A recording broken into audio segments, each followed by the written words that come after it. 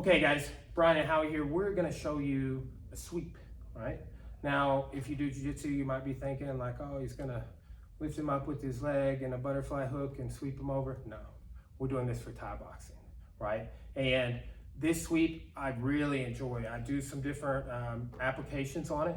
If you do judo, for example, and I came up doing judo, so like it's Kosoto to me, right? So it's always kind of been something I've seen in Thai boxing, but also I studied it coming up doing judo as well. So it's one of my favorites. Gonna share it with you here today.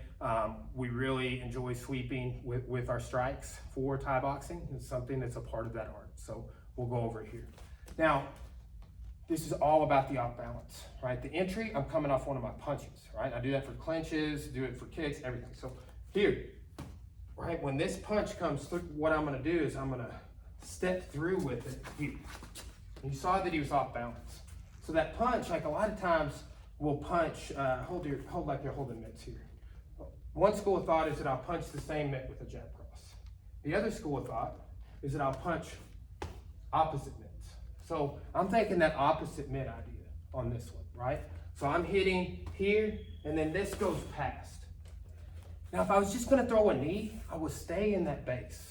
But what I wanna do is I wanna step southpaw.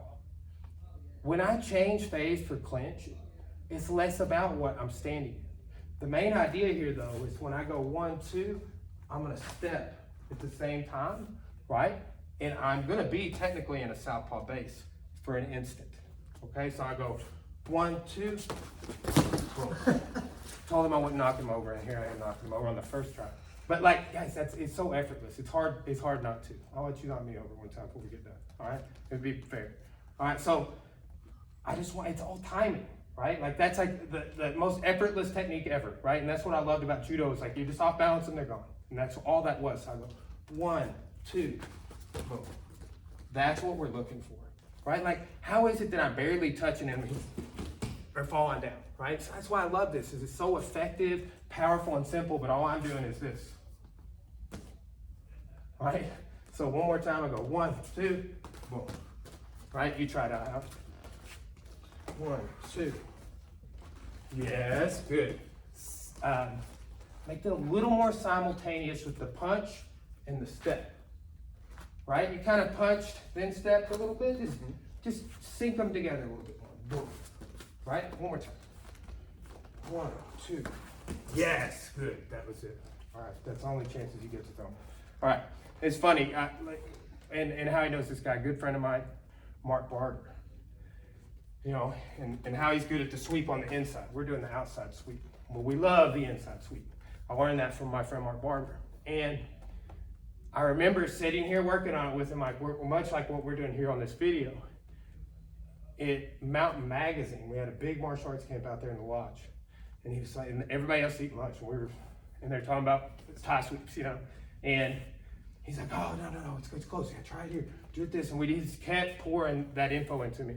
And then the first time I got it, he just like, I dumped him. And I was like, oh, Mike, I'm sorry. And he's like, no, you did it. I was like, I did it, right? But it was a cool moment, right? It's one I'll remember always, because now that's a technique that I went on to use it countless times. I still use it. I've used it in black belt testings. I've used it sparring.